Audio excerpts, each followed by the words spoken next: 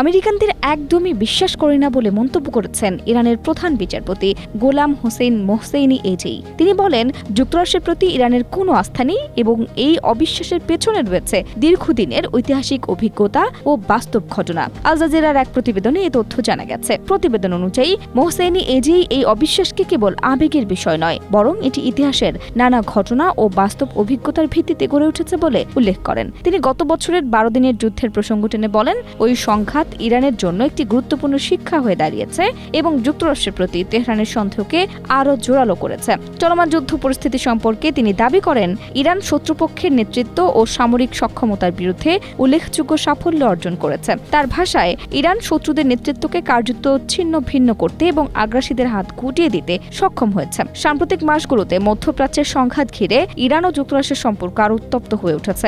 এমন পরিস্থিতিতে ইরানের বিচার বিভাগের সর্বোচ্চ কর্মকর্তার এই বক্তব্য দুই দেশের মধ্যে বিদ্যমান রাজনৈতিক ও কূটনৈতিক দূরত্ব আরও স্পষ্ট করে তুলেছে বলে মনে করছে বিশ্লেষকরা।